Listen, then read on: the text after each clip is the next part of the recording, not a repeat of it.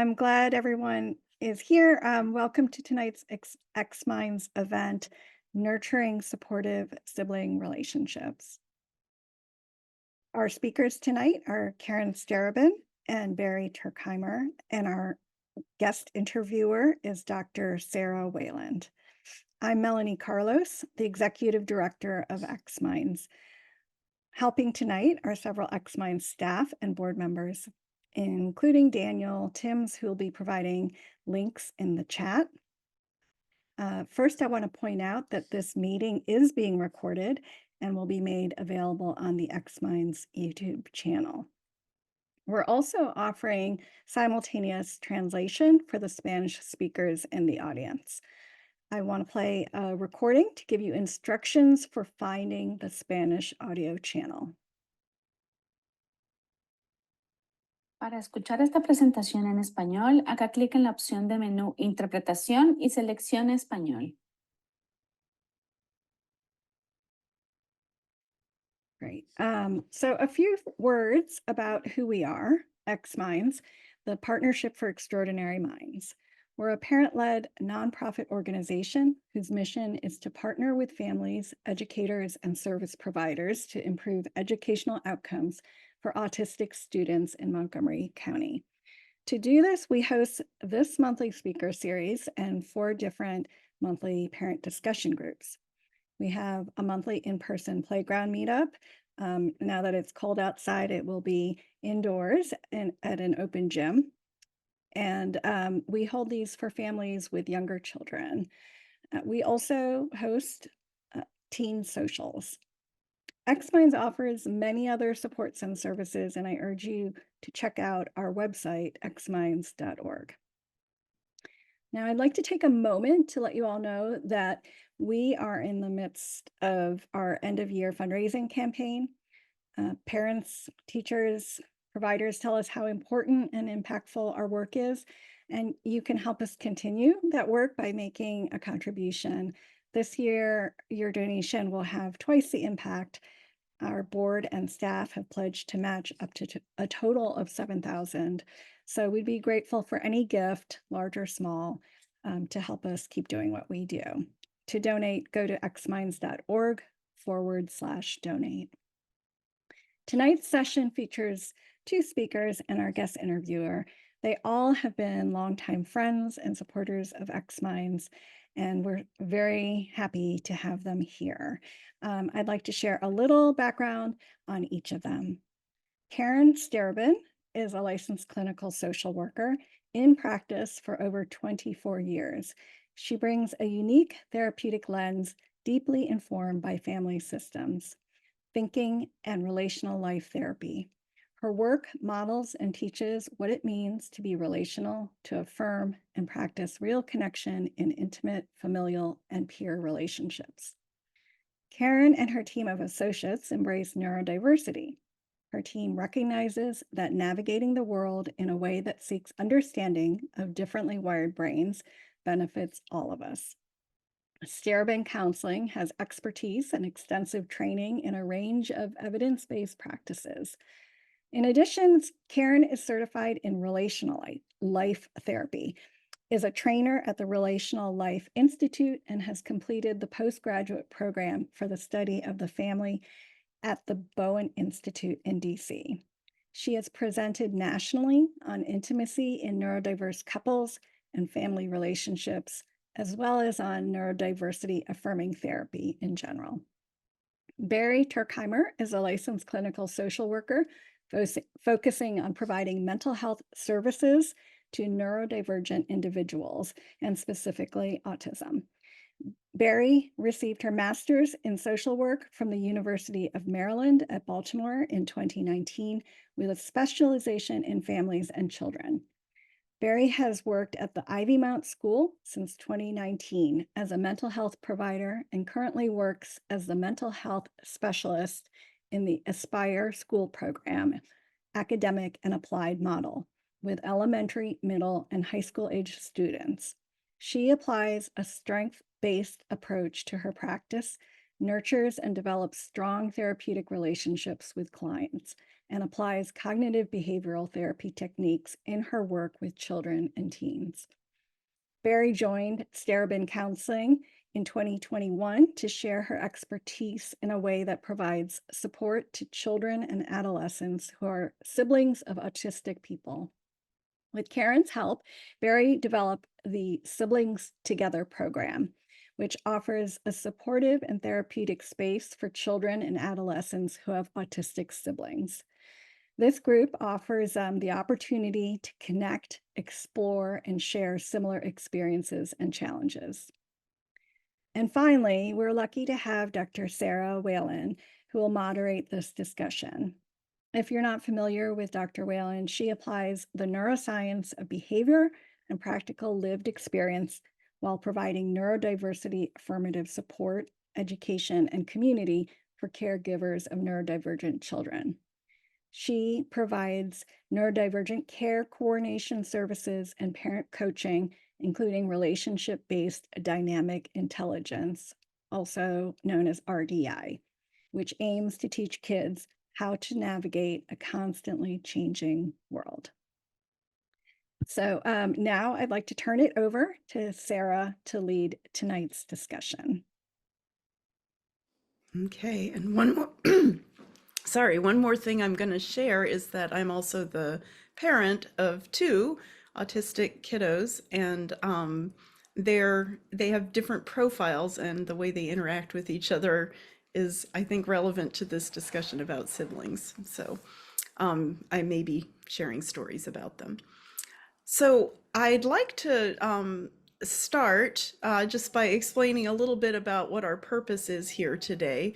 We want to give the audience an opportunity to understand the lived experience of siblings of autistic people, because very often we're trying to understand, everybody in the family, and this tonight is about giving voice to those siblings. So, as we talked about earlier, we'll have a conversation for the first 50 minutes, and then there'll be 30 minutes for questions.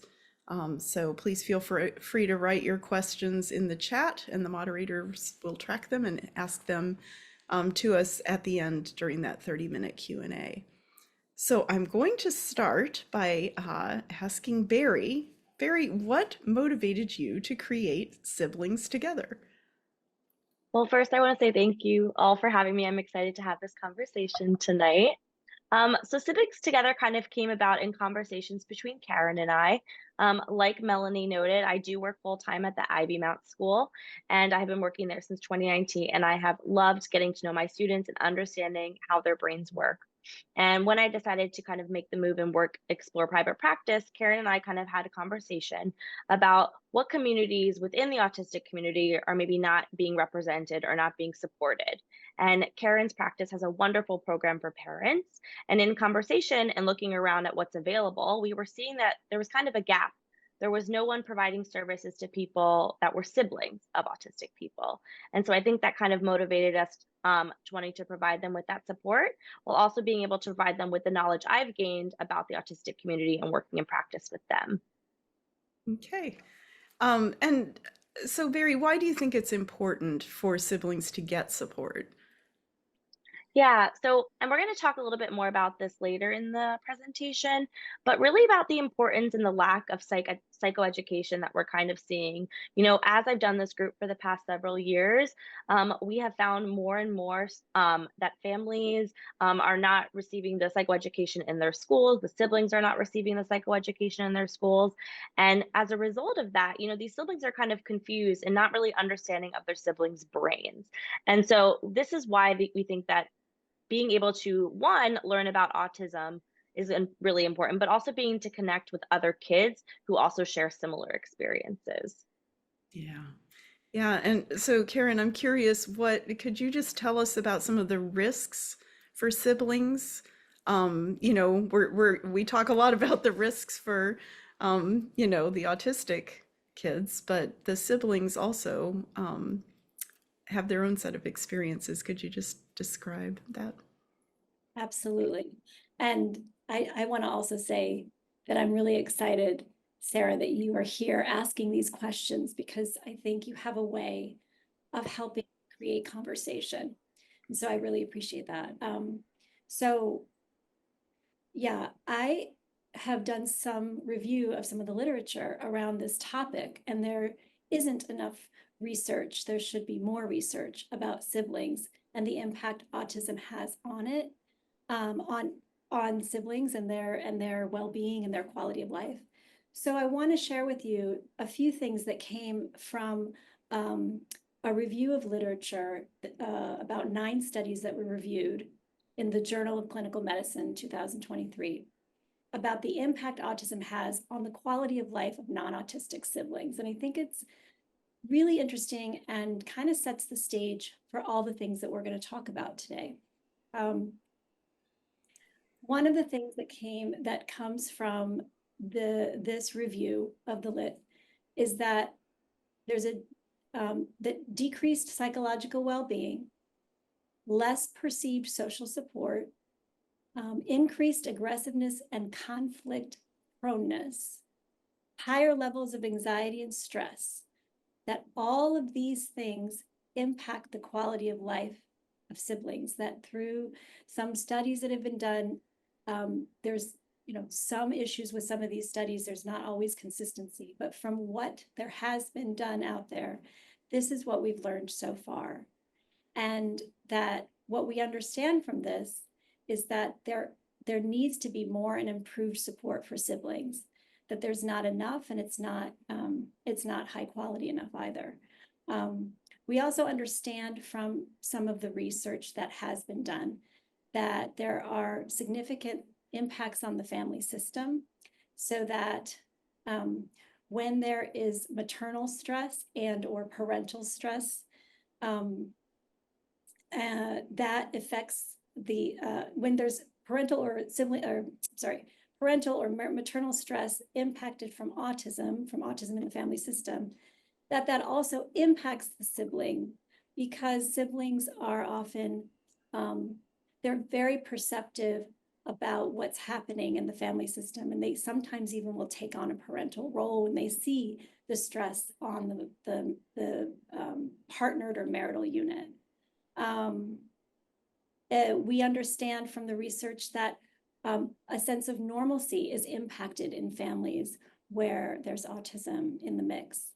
And that the reason that some of these things are important also is that sibling relationships last longer than all other human relationships.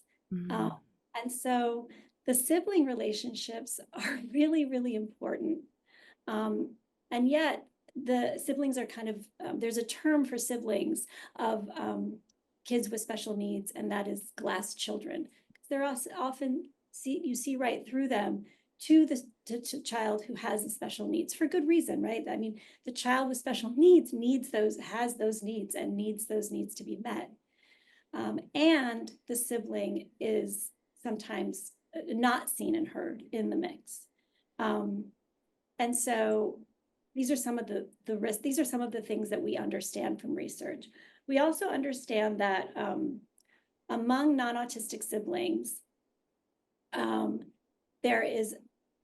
the research or the literature shows that there's a significantly worse, the quality of life is more significantly impacted for non-autistic siblings of autistic people versus autistic siblings of autistic people.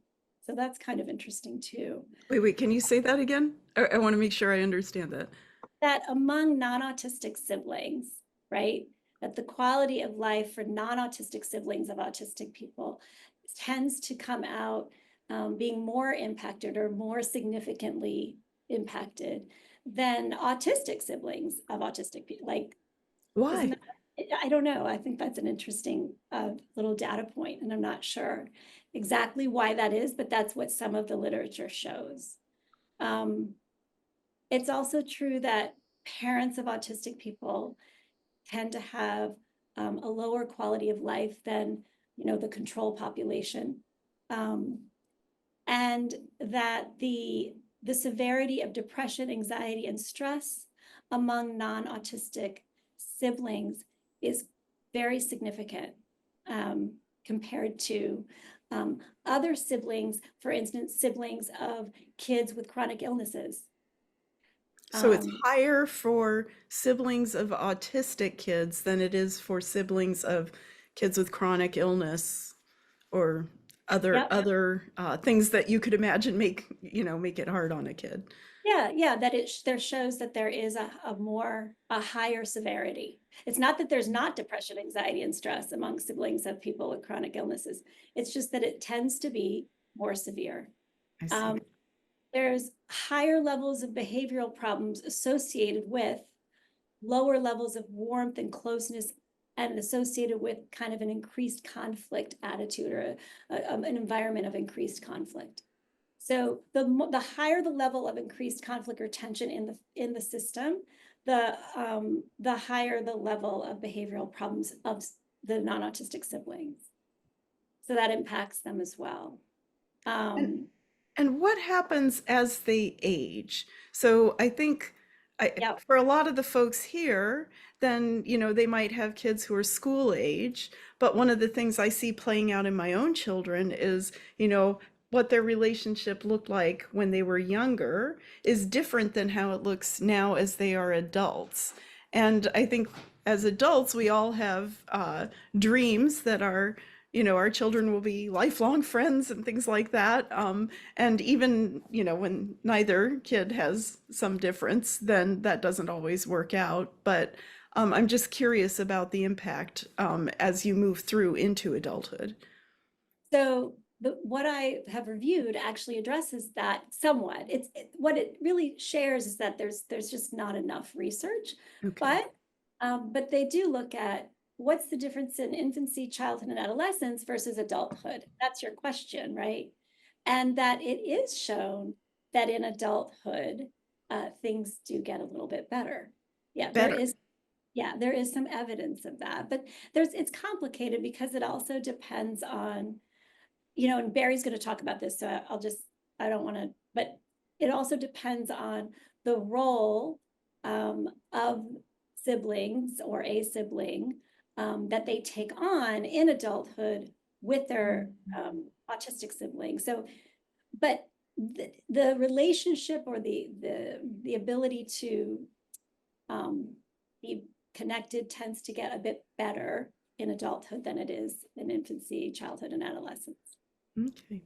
Yeah, Yeah. that's interesting. I'd love to explore those differences, but Barry, I'm actually really curious. So, Karen's talked about anxiety and depression and lower quality of life. And I know there are, these things that people use to measure quality of life, but I'm just curious about what you see in the groups. Like what do you see the siblings experiencing?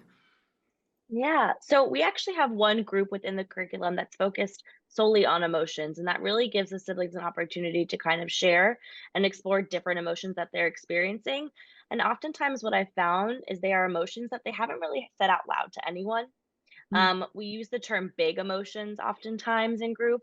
And I always preface the group with letting kids know that all emotions are okay. Whatever you say in here is an okay emotion, but what we need to learn is how to handle those emotions in an appropriate and share those in a expected way. And we do that later in our coping skills group. But in regards to emotions, the big ones that I see, again, these are not universal experiences. This is just based on the groups that I've had. Feelings of disappointment. I think, they're mourning some of that grief of the relationship they expected or hoped they would have with their sibling. A lot of them feel anger, embarrassment are common ones that come up as well. And then Can you oftentimes, oh, sorry, can go you ahead. can you explain the anger? Like why are they angry?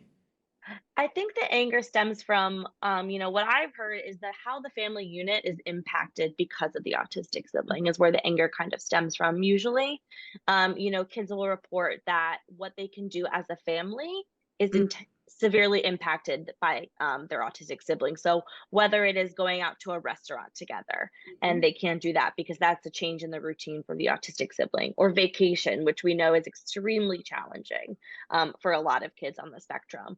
And they see their friends at school, going on vacations for winter break or taking a quick weekend trip to go see their grandparents, and disruption in schedule is extremely difficult for their autistic siblings. That oftentimes a lot of the anger stems from that and not getting to do what they consider to be the typical childhood experience. Yeah. Okay, so you said anger and then I So, interrupted you. So so what else? So anger, embarrassment is one as well. I think that one stems a lot if their sibling does engage in some more dysregulated behaviors, like if they have a difficult time kind of managing those big emotions, they're having meltdowns in the grocery store or at the pool. Things like that can be a source of embarrassment. I do also see, a lot of protection, like wanting to protect their siblings. They understand their sibling to a degree, but also are coming to the group to learn more, but also, seeing that they're having a hard time and seeing their peers maybe not understanding their sibling and they wanting to protect and support them. Mhm. And I think, again, that comes with some fear as well. One, not understanding their sibling, maybe when they're dysregulated, they're like, why are they doing that? And oftentimes, the kids will report that they just feel sad when they see their sibling in an extremely dysregulated state. Yeah. They really want to support them and they don't know what to do. Yeah. Yeah. So a And little bit of hopelessness. yeah. And so I'm curious with the like we were talking about over the lifespan. So you Mhm. work with different age groups. And can you just tell me like what you see evolving? Yeah, so primarily right now, the group that I work with is we support the group kids ages 8 to 13. Okay. So some of my groups have leaned younger, between like 8 and 9-year-olds, and then some of them have leaned older. I will say that when they're younger, a lot of it is, well, they won't play with me or they don't want to do the activities that I want to do.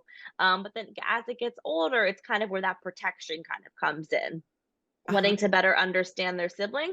But again, one thing that's so important that I think for families to know is, as your children are kind of struggling with some of these more difficult big emotions, they're also, having to deal with adolescence and the emotions that come with that as well. And so Yeah. that's why sibling support is so, so important, because there's so many emotions that are being flooded at one time, and helping them kind of understand that their emotions are valid. And we'll talk more about validating later on, but kind of helping them recognize that these emotions are okay and there's ways that they can get support with them. Do you ever see kids wishing that they could like I guess you've been talking about the emotions they might feel towards their sibling. I'm curious Mhm. about emotions they might feel towards their parents. What do you see there? Yeah. So, oftentimes, I think I get a wide spectrum of kids. Some kids, especially when they're younger, the big thing they struggle with is kind of the differing in expectations, feeling like, well, it's not fair that I have to do more chores around the house or that I have more expectations as a child in the home. And they really struggle with that. And I think also towards parents, as they get older, they recognize that, yeah, my parents need to give more attention to my autistic sibling. And I think, again, that's something that comes with age and maturity as the children get older. But that is something that I think kids recognize. But I think, again, we'll talk more about this later on, but finding that one support, even if it can't be the parent, whether it be a grandparent or a family friend, an aunt, an uncle, really is incredibly important, because we understand that having an autistic child requires a lot of care and time. And so just making sure that that sibling is still getting access to that type of care and that type of nurturing is incredibly important. Well, part of what brought that up is that term Karen used, the glass children, where siblings feel like all the energy is going towards their sibling, and Hmm. people just need to, uh, they don't want to really attend to the sibling, and I can imagine that also would lead to feelings of regret and abandonment, I guess. Or, Yeah, I think some of those come up, but I think another one that really is this perfectionist and really wanting to hold it all in. And again, that's why the exploration of emotion is just so important, and the validating is so important, because I think oftentimes in families, when there's an autistic child in the family unit, right, they're, have big emotions, and they're expressing those either in an expected way or in an unexpected way, which can be dysregulated moments. Um, but the non-autistic child really feels like there's not really enough space to Yeah. kind of share their big emotions. Yeah. So they're keeping it inside. Those perfectionist tendencies might be coming up. And again, that can eventually sometimes potentially even result in some anger on the non-autistic child's part. Yeah, I had a friend in high school whose brother had schizophrenia as opposed to autism, and she did that. She was perfectionistic, and she Mhm. was a straight A student, really didn't ever want to rock the boat because she felt like her parents, were dealing with enough. And she got to college and things were great. She got married and her marriage blew up because she had never been able to just be a goofball, as Yeah. as an adolescent, right? And so I mean, I do think the way things can play out over the long haul, like you think things are going okay, and the parents are like, Hmm. wow, she's an amazing person, she's, doing great in school and has friends and got married, and then the wheels fall off. And so I Yeah. so important what you're saying, to have them, allow them to know that it's okay to have a negative emotion about what's Hmm. going on, because I do think my friend could have benefited from that for sure. She felt so much pressure to never have a negative emotion. Can I Yeah. jump in a Yeah, minute? Yeah, please. to, to add on to what you're saying, both of you, Susan, Sarah, Mary, what's your name?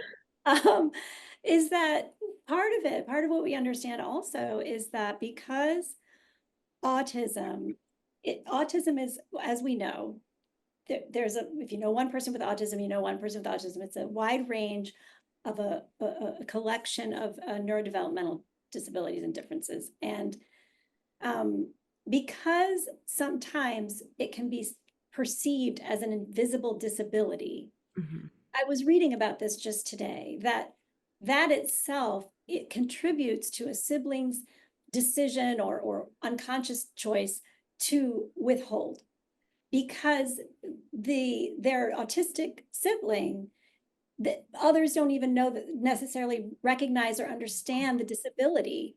And so they, as the sibling, don't kind of internalize that as that we shouldn't talk about it because no one's going to understand, because they don't really understand autism, or that it's actually can be disabled. There can be aspects of it that are disabling. And so that also impacts that development of the ability to share and talk about their experiences with others, which is why, like a group of like-minded sibs who are able to talk to one another, they automatically get that they understand Mhm. about the physical disability. Does that make sense? Because it was Oh, really yeah. interesting to read about that today. It does. And as you were talking, I was just thinking that these are emotions parents are also feeling, of course, as they're navigating their own response to what's going on. And I think sometimes, I do think kids take their cues from their parents too. So if the parents think we shouldn't be talking about this, then the kids, maybe think they shouldn't be talking about it or acknowledging it. And, so that can have an impact as well. Right. And it's not just I mean, yes, there are issues with, families have to decide when and how to talk about autism, but it's that society at large also makes it difficult. And, Yep. and I think that's important because, parents of kids or people with special needs, and particularly autism, they have a lot on them. And it's not about blame, but it's about they're in a situation where there are only one or two people and they are not superheroes either.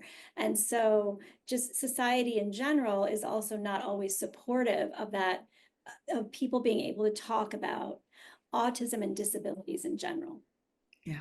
Yeah. And one thing, just in regards to, expressing those emotions, I do find that when the children are placed in a group or in a setting where it's okay and they have permission to share, once one child shares, they all share. And it Mhm. really is a beautiful thing.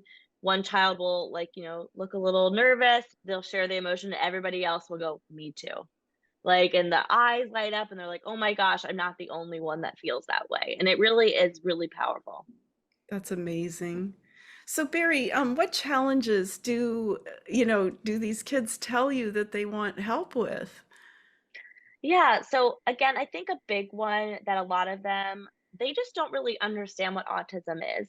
And I kind of mentioned that earlier. I think the psychoeducation and understanding autism, like Karen said as well, it's just not talked about Mhm. um, at schools, in the community. I think, we're getting to a point in society where people are talking about autism with the neurodiversity movement, which is really wonderful to see. But I think kids are really wanting to understand their sibling better. They're like, what does this mean when they do that? Or why do they have such a hard time when we get into a disagreement? And so, a big focus of the group is on that psychoeducation, understanding basic things such as stimming.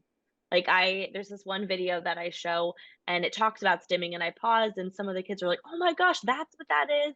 So it really opens up a conversation. Yeah. Just simple things like that. They might not understand why their siblings doing that. A big one too, I know some of the questions we received before has to do with like disagreements. I think helping the siblings understand that perspective taking is incredibly difficult for people with autism, Mhm. and helping them understand that even understanding facial cues and when you're looking visibly upset, your sibling might have a more difficult time kind of recognizing that emotion and understanding how to shift their behavior to help and support their relationship in that moment. So Mhm. helping them kind of recognize that it's just that their brain is wired differently and they might need just some support and understanding like this was a breakdown in our perspectives. Let me explain and express how I'm feeling in that moment. So, they come with a lot of things like that. Again, the disagreements, support and wanting to understand what autism means, and also just wanting to know how to communicate how they're feeling. I think a lot of times they, like I said, don't really want to rock the boat in the house, but also helping them feel empowered to ask for what they need and what they want. So, we do a lot of work on self advocacy as well. Some siblings, their autistic sibling wants to spend a lot of time with them and so but they also want time for themselves. So helping the kids really feel empowered to say like, I just want to spend time with my friends tonight and I think you should stay home. And that's a big step for a lot of the sibs that I Mm. talk to. Oh, wow. Wow. Um, do you find that there's an impact on friendships that siblings, like what kinds of friends they bring home or, who they're willing to be friends? Do you see any of that? Sometimes, I mean, a lot of kids say, well, friends just don't come to my house. Oh, That is something that happens sometimes. yeah. And I do think Which makes again, sense, right? yeah. And I think too, sometimes the autistic sibling really wants to be involved, and so they'll come down to like where the non-autistic sibling is hanging out, and the sib will report to me, well, I didn't want them to be there, but I didn't want to hurt their feelings. So again, working on that feeling empowered. But then one thing I think as well, as they get better education on what autism is, they also feel empowered to kind of share with their friends, oh, they're doing that. They're just, regulating themselves and helping them kind of share things. And so they feel confident when they're talking about themselves and their siblings. Okay. And Karen, I'm curious, you know, you and I share a belief that a family is a system. I know Barry does too. And I'm just curious about how how this impacts family dynamics. I think Barry's talked a little bit about it, but I'd love to hear your sort of family systems view of what can happen there. Yeah. Um, and again, when researchers survey families, they find out just the same things that we see, year after year after year with the families we work with. And Mhm. that is that um, families, especially in this case, parents, they uh, they are limited in terms of energetic resources as well as sometimes financial resources. Mhm. So autism can impact the family in terms of the disabling aspects of autism and the fact that there are services needed can impact the family in the sense that it just sucks out of the family a lot of energy and financial resources. Mm. and creates stress and anxiety, and it contributes to stress and anxiety and depression. And when the parental unit, whether married or long-term partnered, are experiencing that stress, as I said before, the system absorbs it. And so, the thing is, so siblings they create adaptations. Some siblings will try to be helpers. Some siblings will distance themselves from the stress. Yeah. There's nothing that goes unnoticed. It may not be conscious, but it's not unnoticed. It's felt, it's experienced, and it's responded to. Mm-hmm. And the system is always in a process of trying to get centered again. It's always off kilter, right? That's true with any system. So it can be challenging on the system to try to find that balance. When you say centered, what do you mean by that in the context of an autistic, a family where one or more people are autistic? Well, what I mean by that is really was outside of the context of autism, but just a family system in general tries to find homeostasis, right? That's they're always trying to find balance, and so these things are pulling at the family, keeping them off balance. And there's always some aspect of the system that's trying to find that balance again. Mm-hmm. So the process of that, in terms of siblings, is that the sibling might play a role of trying to keep the family in balance because, as I said, maybe they try to be a little bit more of a helper or parental in the family system to try to find that balance. That's what I meant. I'm not sure if that's making sense, but that's what I meant. No, it does. And so the sibling is trying to right the system or somehow get the system into a more stable place, I guess. Exactly. And one of the things that I know has happened in my family, for example, at times is what is stable is not necessarily healthy. Right. And so there were periods of time, for example, when my younger son, who has a lot of big emotions, we were all walking on eggshells, right? And so the way we were coping with it was don't rock the boat, right? Just do what he needs us to do so we can just get through the day without having a big blow up, right? But that's not always healthy because sometimes you got to do the hard thing. And so we were in a stable configuration of not rocking the boat, but it was not a good place for our family to be because basically we were just, we were giving up parts of ourselves that, meant the rest of us didn't feel whole, but at least nobody was blowing up, right? And so I think it's important to think about that question of stability versus healthy, so You're right, because actually it's healthy to be, how do I say this? I'm not saying, I'm not suggesting people should be unstable, but it's healthy to rock the boat. And so a little bit later, we'll talk about how family members, caregivers, parents can be helpful. And let me give an example, to talk about autism openly in a family, that might rock the boat, but that's healthy. So being off balance is not necessarily a bad idea. It's how you're off balance, what's, that matters. And I guess, yeah, so it's not really finding stability as much as it's finding some kind of connection in the family. And this is also borne out in the research. And so sometimes in families where there's autism in the mix, there is disconnection. Yeah.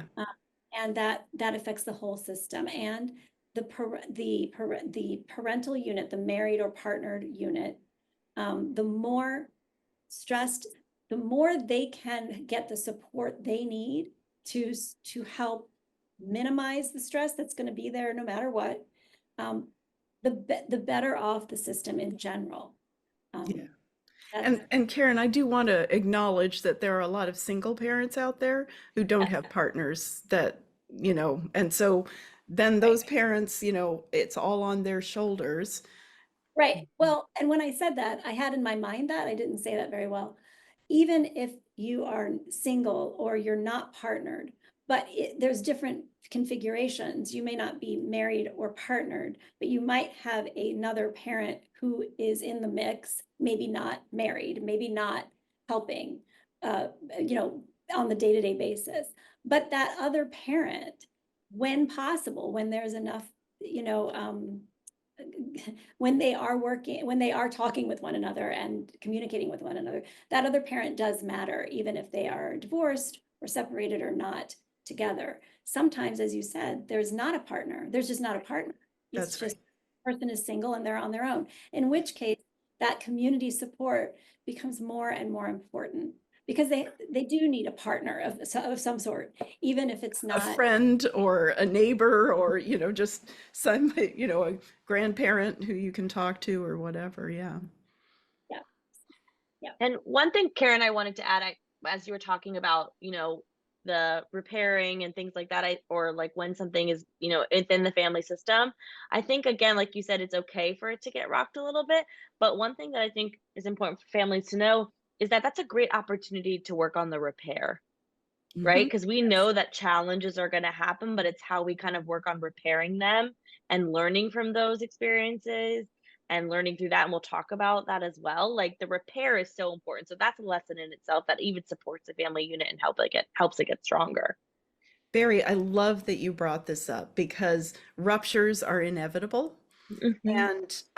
And what you learn in a stable relationship is that yes, there will be a rupture, and then we will try to work our way through to a repair, and that's part of being healthy in relationship to each other. I think a lot of times people get into this mode where they're so afraid of the rupture, and what might happen in the context of that they don't, their kids, get this idea that there should never be a problem. There's Hmm. always going to be a problem, right? There's always going to be, Always, right? always. And really the question is, how do you navigate it when those problems inevitably arise? Do you ignore it? Do you face it head on? Do you wait for a better time to talk about it when everybody's in a more constructive frame of mind? Whatever. Um, but that's definitely a piece of it. Well, Karen, and oh, part of what that comes up is because dysregulation, emotional dysregulation happens, right? Mhm. And so it happens. yes. And when it happens, and autistic people also have trouble with emotional regulation, and then that parents are not robots, they absorb that as well. They may become emotionally dysregulated. Mhm. And so some of what happens for parents, they feel guilty or they feel shame about their own emotional response when they're trying to navigate some of these challenges. And then they might become dysregulated, and then they might feel like they're bad parents, or they might judge themselves. And I think what Barry's talking about is, well, there's repair. There's an opportunity to model, how do I repair the impact of my own dysregulation in the family, so that it's modeled that we can that dysregulation happens, we can repair, we can learn from that, we can move on. Of And course. we can try to be better next time, maybe, so there's room for progress. I'm curious, Barry, just in terms of, do you find that parents are aware of the emotions those siblings are feeling? Or do you find they're kind of like, I've got too much to deal with, I think parents seek out the group because they are aware and they start noticing small things. Again, I don't think have been a few cases where the sibling has expressed wanting to talk to someone, but oftentimes the parents are noticing, maybe the sibling, snapping at the autistic sibling, snapping back, having a short fuse is something I hear a lot often, or increased anxiety, or maybe even withdrawing from friends, for fear of embarrassment, not wanting to attend school events because of the autistic sibling. So there's some things that I think the parents pick up on, and they are looking for support, which is wonderful, trying to find a way to get the support. And they oftentimes will say, we as a family unit, provide and put a lot of our resources and our time and our money into our autistic child, we really want to make sure that we're giving that support and time also to our non-autistic child. So I think it comes up in small ways. And so just being mindful of some of those things can be a really great way to kind of check in with your non-autistic child and see if there's any support that they might need. Well, I think this is a nice segue into how family members, caregivers, parents, relatives, friends, and so on, how can they nurture that sibling relationship? So again, I think the first thing is just and this is my favorite thing, is allowing for feelings. Mm. Like we said, and like I always say in the practice at school, is that all emotions are okay. Big emotions, happy emotions, sad, anger, everything is okay, but how you handle them is what's appropriate, is what's important. So making sure that one, you're normalizing and giving opportunities for your child to express their emotions, whether they be good or bad. So letting them know, yeah, that was really hard when your sibling just had that meltdown in the grocery store. I understand that that might have been embarrassing for you. So Me too. normalize. Exactly. So, normalizing, I get it, that I understand that that was hard for you. I think that's a really big important one, as well as kind of modeling healthy interactions between siblings. I know there were some questions about play, and supporting your children in play. So I Mhm. think modeling, again, appropriate repair. Modeling, again, kids are looking at parents all the time. So modeling play, modeling appropriate interactions and repair, modeling expressing emotions. Yeah, I had a hard day at work today. Obviously, using your understanding of what could be shared with children and with not, but letting them know, I dropped the egg on the ground. That was really frustrating. Modeling those sharing of emotions so that it's talked about in the family unit, so the children feel that they can talk about those things with their parents and out loud.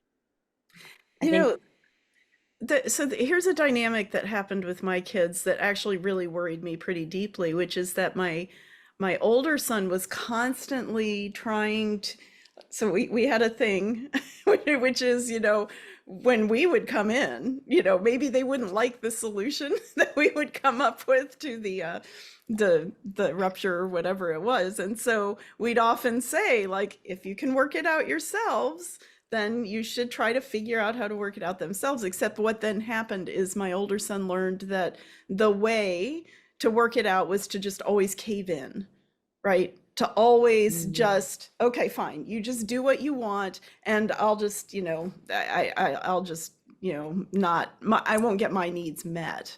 How do you, like, I feel like we kind of botched that, to be honest with you. So I'm just curious, like, what could parents do to not make that mistake that we made? So I think that has to do a lot with understanding, again, that perspective taking deficit. The one child that's, getting their way every time, for example, they Mhm. might not understand that their sibling has a different thought and feeling about the activity that they want to do, right? Again, it's that kind of block, not recognizing that not everybody's thinking and feeling the same way I feel. So again, that's a perfect modeling opportunity. It's like, oh, hang on. It seems like your brother is trying to tell you that he does not want to do this. I wonder if we can make a plan for, maybe we can do a little bit of this activity for a little bit, and then we could switch to this video game next.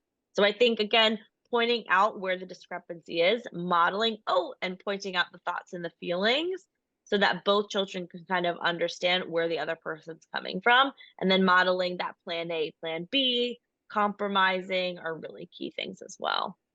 Yeah. And it's a good opportunity to talk about when we validate feelings, we're not validating behavior. So if you've got a couple of siblings at each other and somebody's hurting the other person, it takes a lot of strength to do this as a parent, because obviously you don't want anyone to get hurt. No one should get hurt. No one deserves to be hurt in that. But when that goes on, and maybe it's the sibling who's, harming or trying to harm their autistic sibling, it's validating their feelings at an appropriate time when temperatures have gone back down. The feelings of anger, the feelings of embarrassment, the feelings of frustration, but that's not validating behavior. That's not saying it's okay to hurt your sibling. And I think that's really important to point out. I think that is important. We had a rule in our house is that home is supposed to be a safe space for everybody. And that was a huge priority for us. And so sometimes my younger son was not safe and actually hurt my other much calmer child. And we would, I actually, if there was ever physical harm like that, I had a real hard line on that. I was like, that is absolutely not okay ever. There was one time when he bit his brother and broke skin. And so I said, okay, 3 weeks, you cannot be alone with your brother. Like, we have to be there. And they hated that, man. They really hated that they had to be with us. But I needed his brother to know that I was going to keep him safe. To me, that was like such a huge priority. And but that was where his brother learned, oh, if I just give in, he doesn't bite me, and then I don't have to. So sometimes there's the unintended consequence.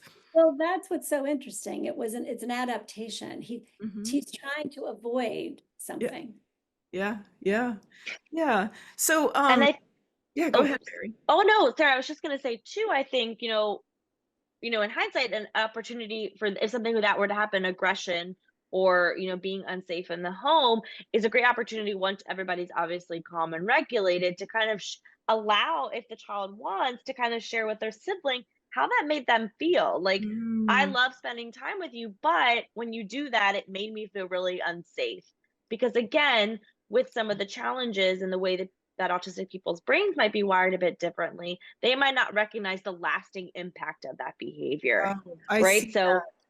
Oh my gosh, I see that all the time where the autistic kid or the highly reactive kid, whoever that is, they have their big emotion, they, ride the wave, go through their rumble rage cycle, and then, they're calm and they're ready to move on, and everybody else in the house is like, ah, and they're not yet exactly. calm, they're not yet feeling safe, and that's really challenging to navigate that.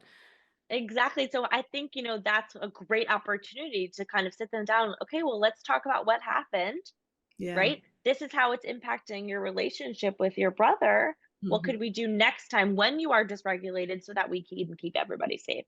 Because, like we said, dysregulation happens, but making a plan in those moments of calm are really, really important. What can we do to support you when this happens again? And I just want to point out that not all autistic people are verbal, or some of them are minimally speaking. Mhm. So some of these strategies need to be adapted in terms Mhm. of that piece, right? It's not always Mhm. possible to sit down and have a reciprocal conversation.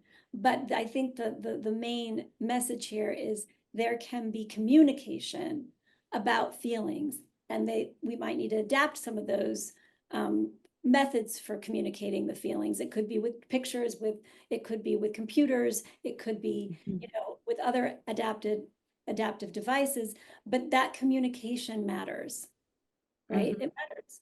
Yeah. It matters a lot. And in my experience, even kids who, struggle to speak often understand what you're saying to them, as long as it's at the right level or whatever. And so, you can work with them to try to explain what was going on and so on, and get their input to the extent they can give it to you. But I do think everybody needs to have a voice in those discussions, so to speak. I mean that metaphorically. So, but everyone needs to, like, everybody's perspective matters here. Mhm. So, all right. So you've talked about normalizing feelings. You've talked about modeling healthy interaction. And talking out loud about your own feelings, like when you drop the egg, you gave that really nice example. What about in the middle of a meltdown? What are some strategies that parents can do to help the siblings, not whip things into a frenzy, or but also learn, you don't want them to learn maladaptive coping strategies. Like one of the things I worried that I was teaching my older son was basically that you can tolerate all sorts of abuse, and I worry how that would play out for him in his long, relationships as an adult. I worried about things like that. So but in the middle of a meltdown, like, sometimes as parents we do things that make it worse. Like, what are some strategies there? Yeah, so I think one really important thing is the concept of co-regulation and how when a child is dysregulated or any person is dysregulated, how obviously that might make you feel dysregulated, but the really importance of maintaining your cool in those moments, right? The child will feed off of your energy and the way your brain is operating in that moment. So if the child is either child is dysregulated, making sure we're coming in with that calm voice using minimal language when your brain is in that highly anxious state, your left brain goes completely offline, right? You're unable to, articulate language, communicate. It's really difficult for you to take in any sort of yeah, can't hear anything, really difficult.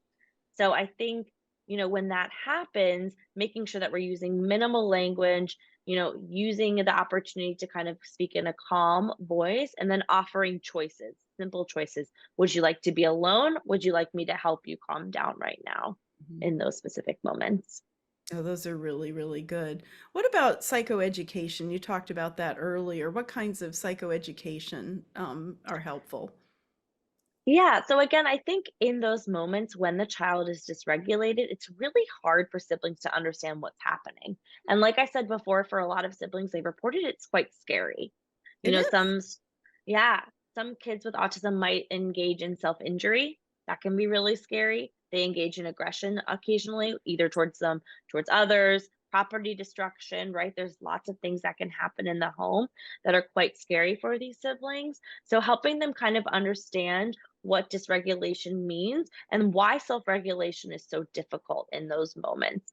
And, that kind of takes in the opportunity to kind of provide them with visuals. And I know we're going to provide families with resources that their kids can read, books and materials that are available for kids as well to kind of understand autism. Um, there's the autism wheel, which is a really great way to kind of break down autism and the different facets of it, which is really great. And I think, again, just providing an open conversation. So if your child asks a question about autism, really allowing the space to talk with them about it. And if you don't have the Yeah. answer, that's okay. Just make sure you're saying, I hear you. That's a great question. I'm going to get the answer and I'll get back to you. And for those who are concerned about that, because in my parent groups, I hear a lot of concerns and fears about talking about autism or talking about the diagnosis. Um, research really does tell us that having that information helps decrease anxiety for siblings and for the autistic person too. Mhm. That naming things does not create more angst and bad feelings or low self-esteem. That's a misunderstanding, really. It's that's what a lot of parents believe will happen, and so they refrain from opening that dialogue. But what we understand is that when we open that dialogue, it decreases anxiety because kids will make up a narrative about what's ever going on unless they have the real information. And it should be developmentally appropriate, not like all the information at once, but the information. And I mean, did you want to share the wheelbarrow or no? Yeah. Do you have it available? Do you want to share the screen? I can just kind of talk through it. Yeah. And then I know we have to wrap up, but is that okay, Melanie, if we do that? Yeah, I just wanted to let you know, it is 8 o'clock, so maybe after Barry talks about the wheel, we can turn to Q&A, and actually Sue Keisler, our board president, will be reading those questions when you're ready. Okay? Thank you. Yeah. So again, for families, this is just another way. So, autism previously used to be in a linear line. This is really a new great way to think about autism and how people are impacted by different facets of autism. And this is a really great visual to explain to your kids how maybe their siblings work, their brain might work. So they might be, have really high language skills, but they might be really impacted socially and emotionally, where they might be struggling with anxiety or social interactions. So again, this trying to just explains how autism can be looked at in a much more appropriate way. And if you just Google autism wheel, there's a ton of great ways and explanations regarding it. And I think we have one of the links that we'd like to share with you guys as well. The comic strip, right, Caron? Yes. Yes. Yeah. Thanks. So I'm going to close us out here. One of the things I do want to do is we've been focusing on difficult moments. But, one of the things you said earlier at the beginning, and I kind of want to close with this, is that there's positive sides to it too, right? So Mhm. a lot of times siblings are very compassionate. They grow up to be incredibly compassionate people. And over the long haul, I think navigating difficult things together as a family is also an incredibly valuable experience for everyone in the family. And so it's not all bad. It's like, there are parts that are hard and there are parts that are really beautiful. And I will say, with those challenges, these siblings come in oftentimes craving that relationship. They really do want that positive relationship with their siblings. So whatever we can do to kind of facilitate and support that is incredibly important and great. Yeah. So thank you both of you very much for sharing your wisdom. You, Sarah. Okay. Okay. I'm Sue Keisler. I have some questions here that were submitted when people registered, and we also have some questions from the chat. I'm going to start with some of the questions that came in earlier. There were a number of questions that came in which described a situation where there's a neurodivergent autistic older sibling and a younger sibling that parents felt were having the younger sibling who was neurotypical was having a hard time. And so there's a range of questions about that particular situation. Maybe I can have a couple of them here. How can we explain to neurotypical younger siblings not to model behaviors of the autistic older siblings? Do you want to? I'm curious what type of behaviors they're referring to. Well, Yeah, like aggressive type behaviors, stereotypical, I'm curious what type of behaviors they're referring to. well, judging from the other questions, it's generally, I think, kicking, hitting, meltdowns. I think those would be the things we're worried about. Gotcha.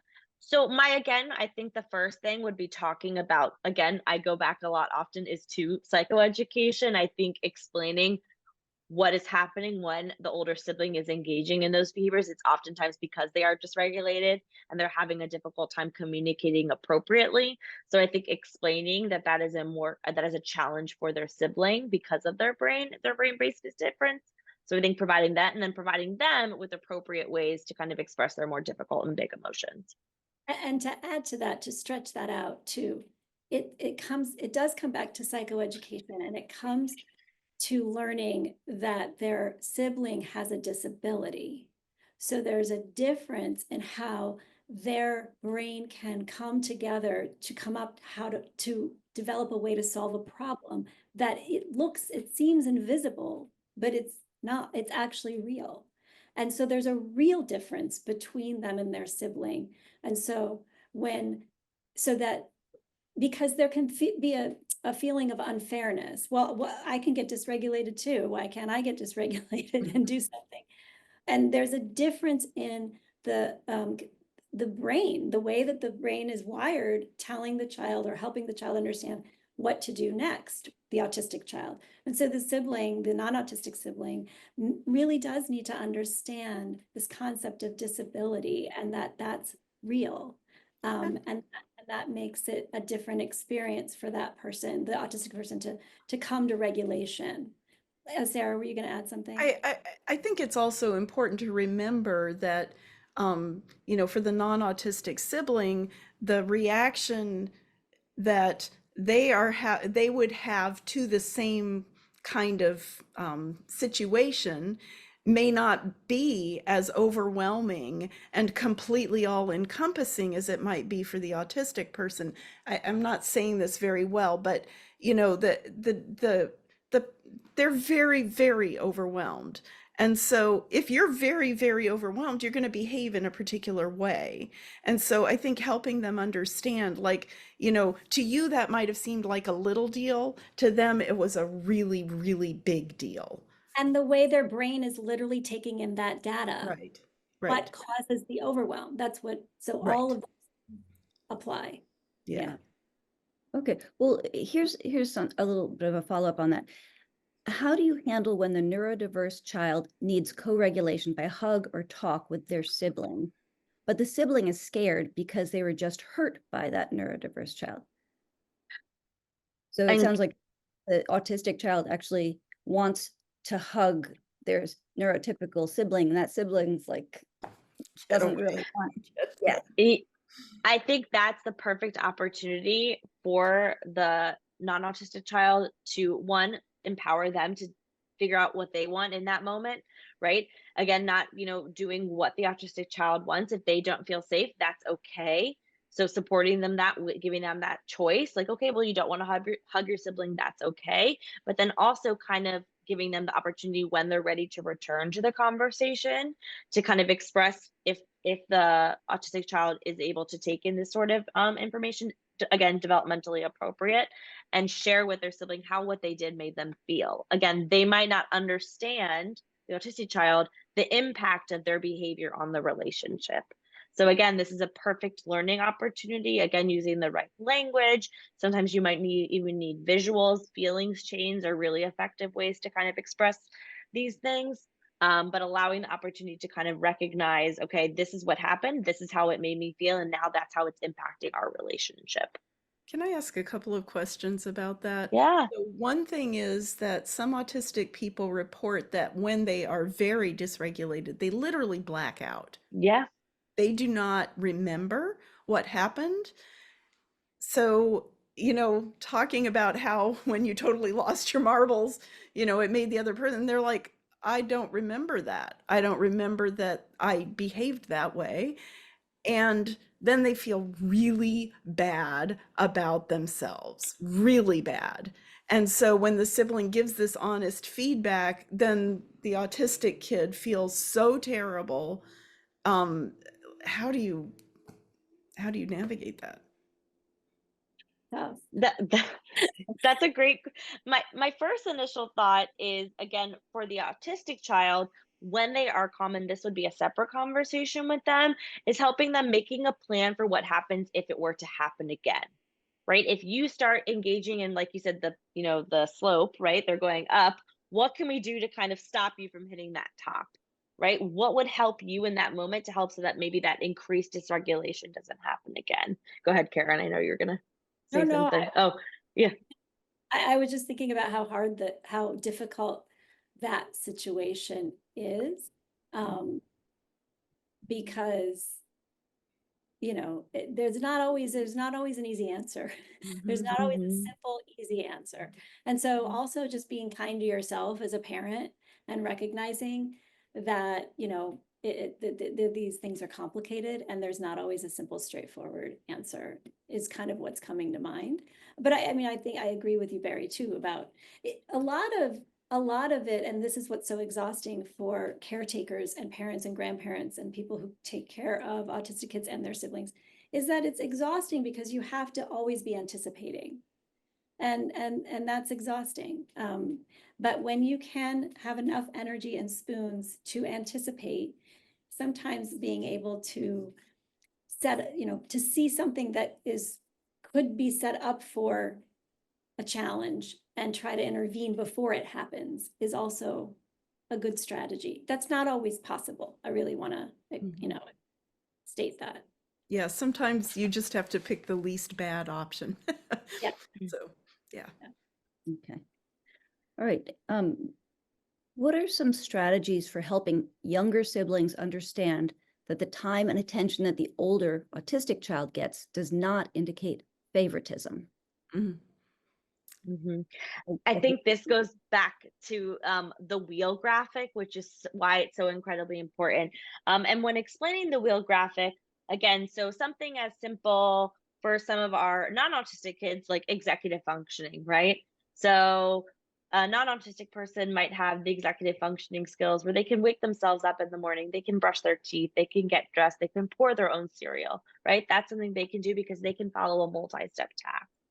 For the non-autistic child, the fact that their parent is supporting with that thing, it might seem like favoritism or they're getting more attention. And I totally understand that, why the non-autistic child might think that. But what they need to help understand is that executive functioning, this is just an example, might be one of the biggest challenges for their autistic sibling. And that's why they're getting that extra support.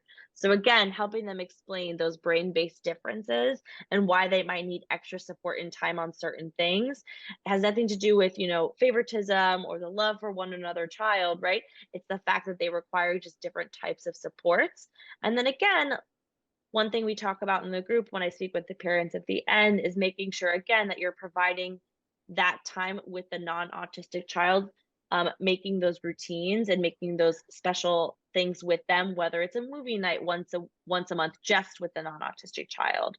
And again, if it's something that you as a parent don't have the capacity to do, finding somebody else, whether it's a grandparent, an aunt, some sort of family member or friend, to provide that nurturing experience for the non autistic child. And the key to that is consistency. It doesn't have to be a full movie. It can be 10 minutes twice a week that is consistent. That's what makes a difference for a non-autistic sibling, knowing that they can count on that special focused time and attention just for them. It does not have to be necessarily a long period of time. It's consistency so that there's a sense of predictability about it. And then the time you have to, work with what time you have. I'm also going to offer that I think um, the non-autistic kids need to know that you see them for themselves, independent of their relationship with their sibling. I value you because you are this or whatever. Just knowing that your parents see you or your caregivers see you for yourself and not just in relation to the other siblings. I think that's such an important piece of it. Yeah. Well, that Having room, and this is, again, these things are complicated. There's all kinds of other issues that can come in, but having room, the non-autistic sibling needs to have things that help them feel good about themselves, that they can explore and dig into and develop talents, skills, interests, and avenues to do that. And it's very interesting. Siblings of autistic people often have social challenges themselves because they sometimes don't get those social opportunities because of the schedule of the autistic child. So really being aware of that and doing what you can to make sure there are social activities and engagements that they can predictably and consistently engage in. Wow. Okay, that actually dovetails nicely into another question that we got, which is, my son is very quiet, while his big sister, who is autistic, is highly verbal and tends to dominate most discussions and requires most of my and my ex-husband's attention across each of our households. How do we bring my son out of his shell? Which one is the autistic again? The son? Older sister, who is very verbal and dominates discussions, requires lots of attention. The younger one, who's a son, is very quiet, and the parents want to know how to bring him out. So it sounds like maybe some special time just for him. Yeah, and Yeah. I think, making sure this is a skill that like we teach at the dinner table, which is everybody gets time. So, sometimes we say, hey, you know what, you just interrupted and, your brother was talking. And so, you can say your part after, but we need to let your brother have some time to tell us what his day was like or whatever. Okay. We have some questions from people who have older kids. One says, my college age kids, one neurotypical, one neurodivergent, played together as kids with my neurotypical always taking the lead. She is burnt out from that role. What Mm. role, if any, do we now have in fostering their friendly but distant relationship? So these are college kids now. Mm. And maybe I'll give you the other related question. So another parent asked, how do you talk to siblings about their responsibilities in later life? My autistic son is 25 and my neurotypical ADHD daughter is 24. But let's do the first one first. There is some normal, so some of it is normalizing for yourself first, that, you know, siblings, as they get older and they get to be into their young adulthood, there's some normalcy with them not wanting to like be hanging out and be friendly with each other. It's normal. There's normal development. And so just kind of normalizing that is important, I think. And, you know, I think the way that a parent, a single parent, a partnership parent, parents together can help with that is just maintaining whatever family traditions exist. Like if you have Thanksgiving dinner and the kids come home, or maybe one kid is already home, another kid's at college, but everyone comes together for Thanksgiving, they have time to be siblings, you know, part of a family. But I think that's important to allow, like, I guess we talked about before, the relationship is up to those two people. As a parent, you can create settings for them to come together that are inviting. But I think trying to get in there and, you know, control it is not a good idea for that age. Yeah, Sarah's agreeing. You can't force someone to, like somebody else. You just can't do it. So all you can do is provide those settings. I completely agree with that. I do coach my kids. I often say, you need to be nice to each other because when your dad and I are old and crazy, you'll be glad you have each other. So I say that as one of the mantras of our childhood. And over time, they are seeing the wisdom of that. And so that was a long, long process. But now they joke back, oh, they'll like whisper to each other and stuff. So you do see these relationships shifting over time. I think that second question is a biggie. I would love to hear what you all think about that one. Can you repeat it, Sue? Yeah, let me get it back again. My brain is such that I cannot hold on to two questions at once. Okay. Yes. How do you talk to siblings about their responsibilities in later life? My autistic son is 25 and my neurotypical ADHD daughter is 24. So the responsibility I'm making, the story I'm telling myself is that the asker of that question is assuming that the older one is going to be responsible for their younger sibling. No, the younger one will be responsible for the older older. autistic Okay. sibling. Okay, I got them mixed up, but that's what they're asking, right? Okay. Right. Saying how can we talk to our daughter about how she's going to be responsible for her brother? Or should she be? I have a lot of thoughts about that, frankly. So to me, I feel very strongly that that should be something the child decides for themselves. So some kids want to be part of that, and some kids really don't. And I think as parents, we have to acknowledge that perhaps the sibling does not want that role. And to force it on them is not going to go well. It will not play well. So you have to figure out what you are going to do as a parent to make sure that that older child is getting the care they need, whether the sibling steps in or not. Because to insist that that person have that responsibility is not fair to them. I feel very strongly about this. Now, I do say to my kids all the time that we are a family, and what families do is we support each other and we all go through hard times. And so, when I'm going through a hard time, I want you all to support me through that. And when you're going through a hard time, I'm going to support you through that. So families do things for each other. But to say just because you happen to be the sibling of a child with a significant disability and therefore you have to be their caregiver for the rest of their life, I have a hard time with that. It's just I've seen that play out very badly where the sibling, you know, the parents die and the sibling's like, bye-bye. And then what? You have to plan for the fact that that sibling really may not want that job. Okay. Let's talk about younger kids now, but along the same lines of trying to get them to play together when maybe they don't want to. So we have 3 different questions that are about that. One says, how can I get them to do things together if they like different things and are a girl and a boy?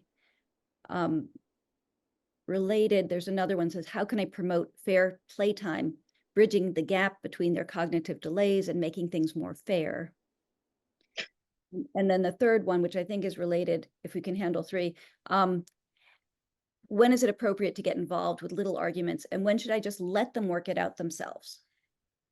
So I was just gonna say something real quick about when I hear these questions, again, this is the story I'm telling myself, so I might not be right because I don't get to talk to the people asking the questions right now, but I kind of hear underneath that parental kind of guilt that they have to make sure that these kids have a relationship.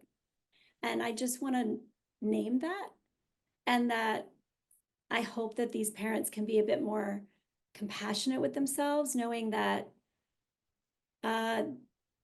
they may not be able to always facilitate and orchestrate their kids' relationships. Again, they can create settings, they can create opportunities, but these kids have to develop that. And it's painful for parents if you're not seeing what you want to be seeing or what you imagined you would be seeing when you decided to have more than one child.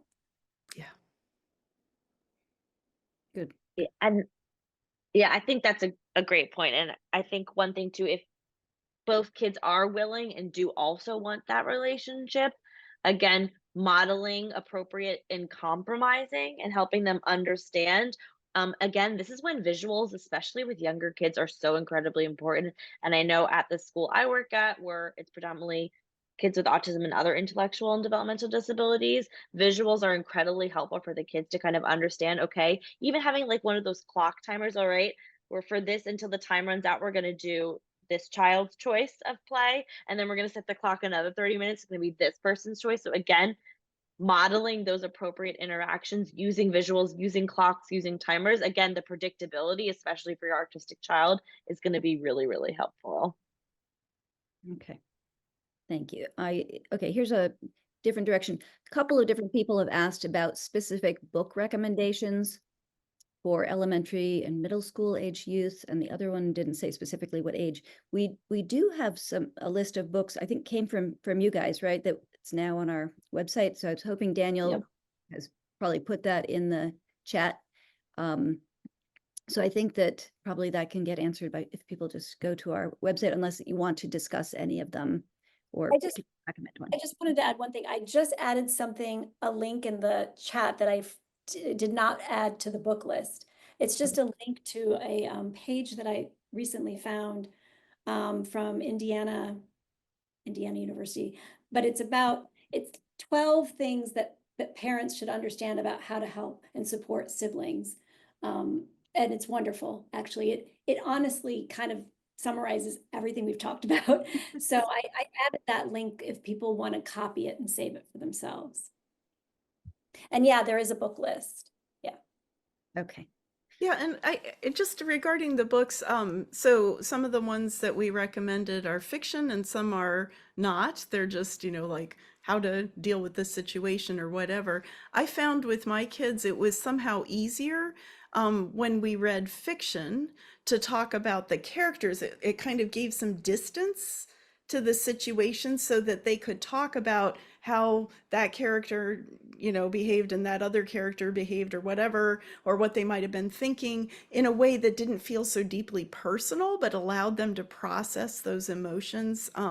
So one of the ones we had put on there was Al Capone shines my shoes. And that one, we had some great conversations around those books. I mean, just great, but they're also just nice stories, really, good stories. And so you can just enjoy them for being literature.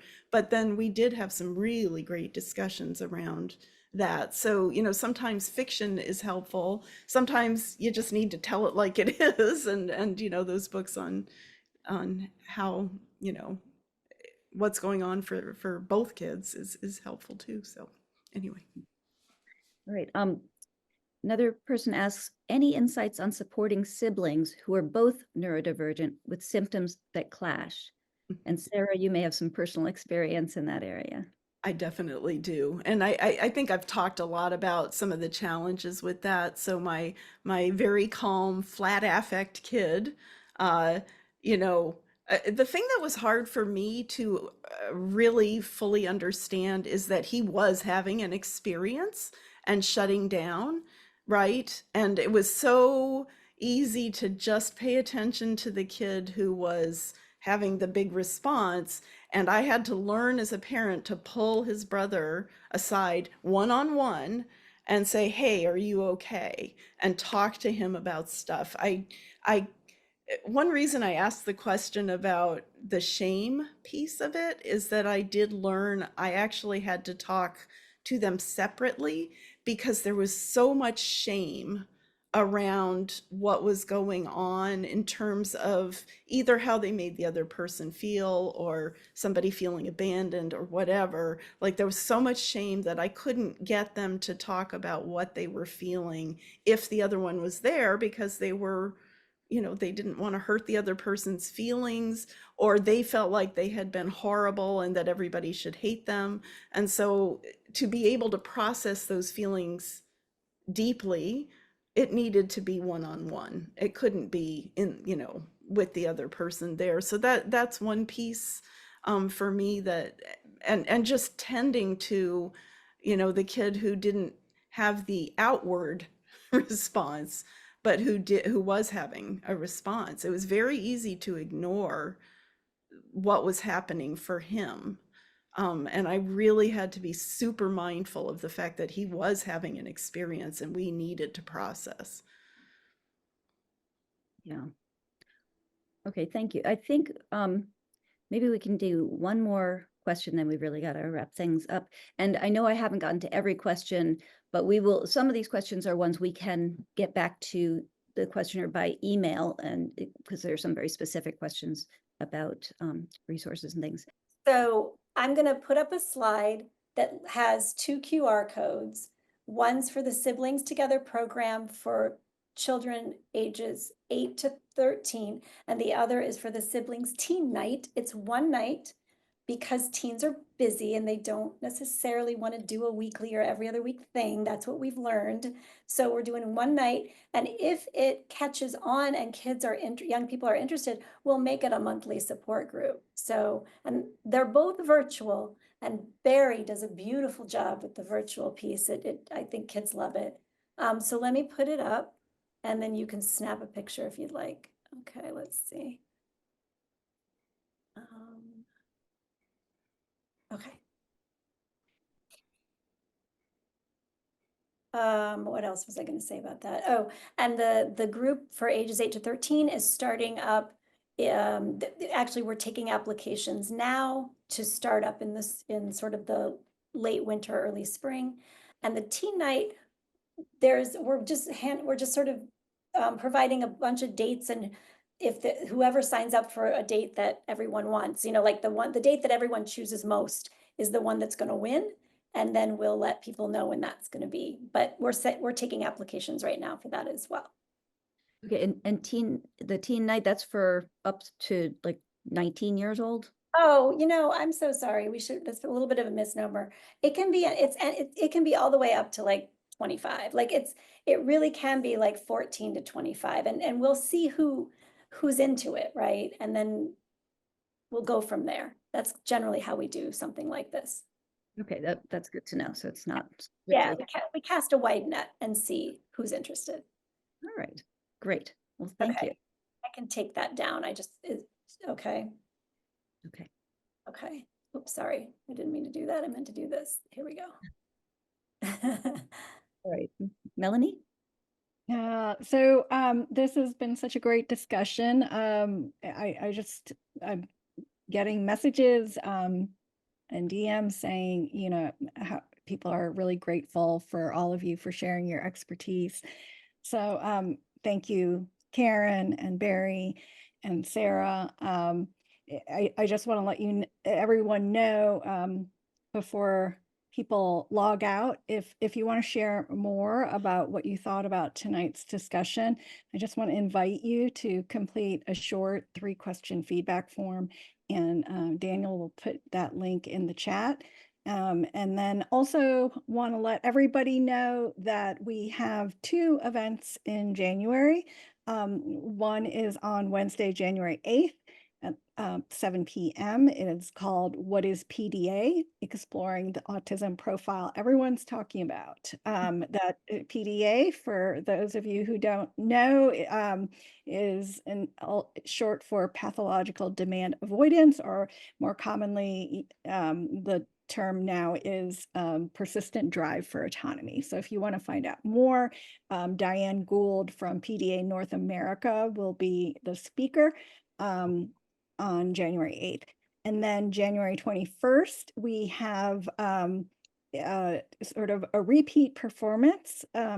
Francis Schefter, educational attorney and IEP specialist, did such a wonderful job helping parents at our IEP clinic. We're going to have her come and do it again for our virtual audience. And that's Tuesday, January 21st at 7 p.m. You can register for all of these events by going to our website and going to our calendar. I do want to just wish happy holidays to everybody, and if you are so inclined, to remember xMinds in your end of year giving if possible. So thank you again to all our speakers and to everyone who attended this evening. Have a good night. Thanks, Thank- everybody. Thank you, everyone.